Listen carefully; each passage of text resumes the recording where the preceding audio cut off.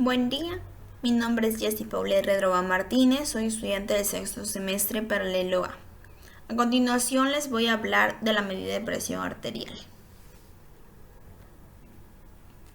Hay que tener en cuenta que la necesidad de obtener de lecturas de presión arterial van a estar basados en la calidad y evitar los errores. Resaltar lo que son la importancia del respecto previo a la medida del uso de los manguitos de tamaño grande o extra grande cuando sea necesario. La determinación de varias lecturas en cada visita, el utilizar tensiómetros validados y calibrados periódicamente, además de recordar que durante la determinación de la presión arterial ni el paciente ni el personal que realice la toma deben de hablar. En cuanto a su procedimiento, tenemos el equipamiento necesario para una correcta toma de la muestra de presión arterial, en el cual incluye el estetoscopio y el esfingomanómetro, que es un manómetro aneroide o dispositivo automático. La exploración se debe realizar en un espacio libre de ruidos. El paciente debe estar relajado manteniendo su posición correcta, sentado con la espalda apoyada y pies en el piso durante 5 minutos. No haber realizado ningún tipo de esfuerzo físico, ni ingerido ningún tipo de alimentos ni bebidas, ni haber fumado 30 minutos antes de la toma de muestra. Asegurarse de que haya vaciado la vejiga, de no hablar durante la exploración. También tenemos que el brazo se medirá la presión arterial, debe estar al descubierto. La medida de la circunferencia del brazo se la realiza en el punto medio de la arteria braquial. Utilizar el tamaño correcto del manguito acorde a la circunferencia del brazo, y este manguito debe colocarse sobre el brazo desnudo del paciente. Palpar, determinar la presión de presión con obliteración del pulso, en donde se palpa el pulso radial mientras se infla rápidamente el manguito hacia aproximadamente 80 milímetros de mercurio. Se inicia la medición de la presión arterial inflando el manguito a nivel de 20 a 30 milímetros de mercurio. Se coloca la campana del estetoscopio sobre la arteria braquial con suficiente presión sobre la arteria braquial. A medida que el manguito se desinfla, el flujo de sangre turbulento a través de la arteria braquial genera una serie de sonidos, en la cual se determina 5 sonidos descritos en 5 fases. El primero que determina la presión arterial sistólica y el quinto que determina la presión arterial diastólica. Obtener un mínimo de 2 mediciones de presión sanguínea en intervalos de al menos de 1 a 2 minutos, y en circunferencias de arritmia se debe desinflar mucho más lento. Medir la presión arterial en ambos brazos. También tenemos en la primera consulta medir la presión arterial de 1 a 3 minutos después de que el paciente asuma la biopedestación. Y 19. Proporcionar lecturas de la tensión arterial en el paciente, tanto de presión sistólica y diastólica, y de manera verbal y escrita. Medición ambulatoria de la presión arterial. La medición de la presión arterial en el consultorio debería ser utilizado como una referencia de la medición ambulatoria de la presión arterial, la cual puede mejorar la predicción del riesgo cardiovascular en pacientes tratados y no tratados. Y este se lo puede obtener de 2 maneras. De un monitoreo ambulatorio de la presión arterial de dentro de las 24 horas, también conocido como MAPA, que se da en subclínicos de especialidades.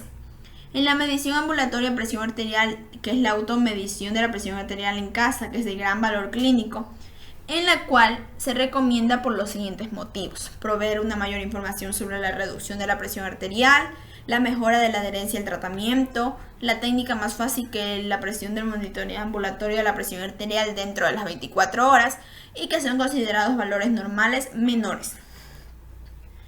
En cuanto a las recomendaciones para el monitoreo de la presión arterial dentro del domicilio, tenemos el entrenamiento del paciente, el cual se realiza en el subcentro de salud acerca de la presión arterial, del riesgo cardiovascular y de un protocolo para poder medir la presión arterial.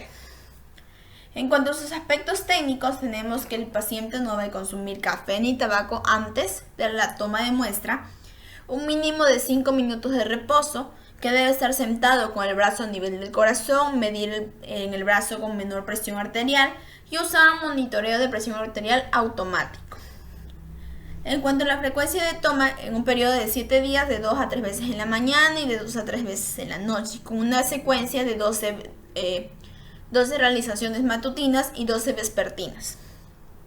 Aquí también se incluye el primer día de toma que se promedia las medidas de las demás tomas. En la fase de titulación de dosis, todas las medidas deben ser hechas en las mismas condiciones. Los datos deben mostrar los valores valle antes de tomar la medición y usar un promedio de medidas tras 2 a 4 semanas. En cuanto a las metas de presión arterial, tenemos de 135/85, de 130/80 en pacientes con diabetes mellitus, con enfermedad coronaria o de enfermedad renal crónica. En cuanto al tratamiento del paciente, tenemos que puede darse de dos formas de observación a largo plazo. En pacientes controlados que monitorean una semana por trimestre y en pacientes poco adherentes al tratamiento más frecuente. El plan diagnóstico. Las actividades más importantes van a ser la información y educación al paciente y establecer objetivos y metas en conjuntos con el mismo. El paciente ya catalogado como hipertenso que acude en la primera visita al médico después de haber sido diagnosticado de HTA deberá realizarse la siguiente valoración. Las actividades educativas al paciente. Informar sobre los riesgos de la hipertensión y los beneficios de la terapia antihipertensiva. La de establecer los objetivos del tratamiento.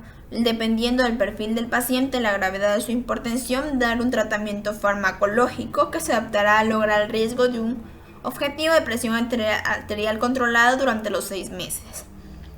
Y durante los 6 primeros meses se recomienda consultas médicas mensuales hasta que se analice la presión arterial y poder valorar su tolerabilidad.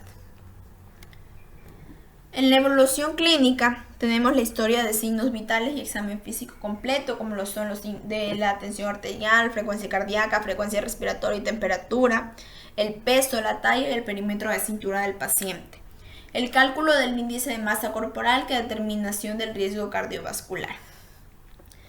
En cuanto a los exámenes complementarios, tenemos la determinación de proteínas en orina con tirilla reactiva, la microalbuminuria en orina, la determinación de la concentración sérica de creatinina, realizar niveles séricos de electrolito sodio, medir los niveles de glicemia en ayuno, la realización de controles de colesterol total, del HDL, del LDL y de triglicéridos, la solicitud de biometría hemática y hematocrito. No se recomienda hacer la tirotropina ni tampoco la realización de niveles de ácido úrico.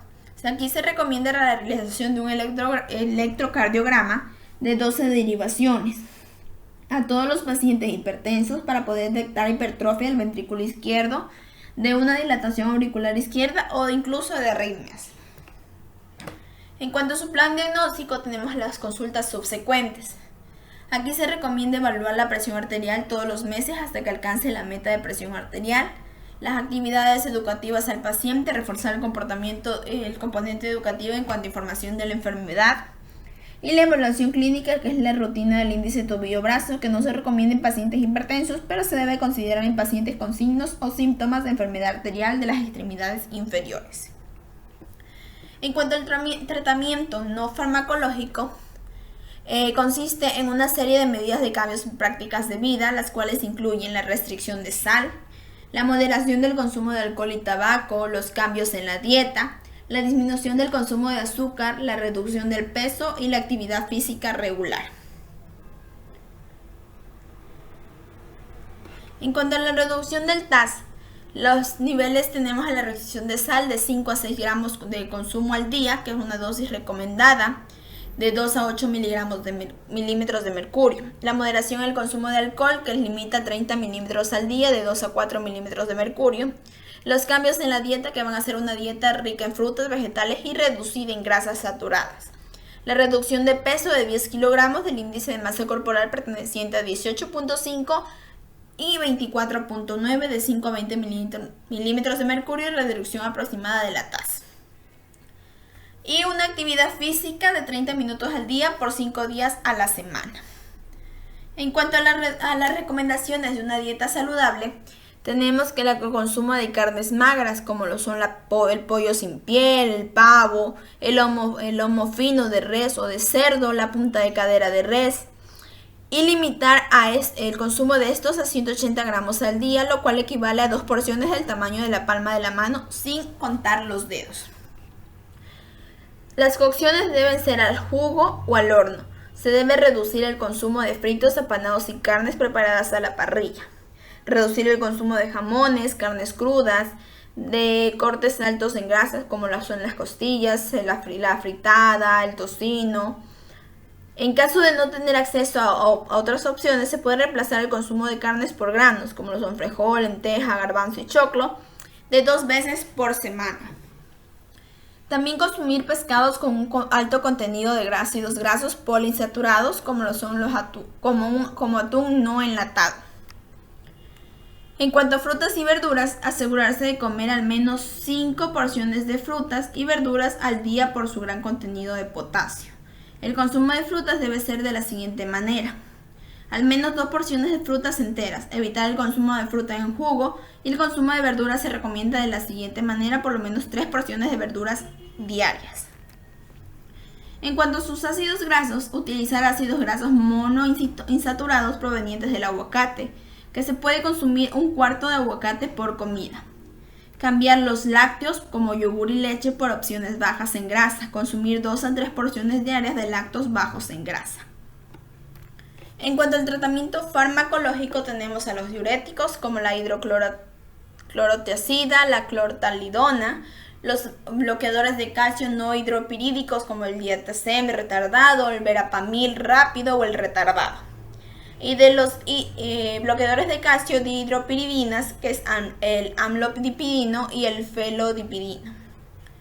En los inhibidores de la ECA tenemos el enalapril y el captopril. En los antagonistas de los receptores de la angiotensina 2 tenemos al losartán, olmesartán, ibersartán y candesartán. Y en los bloqueadores tenemos al atenolol, al propanolol, metoprolol y bisoprolol.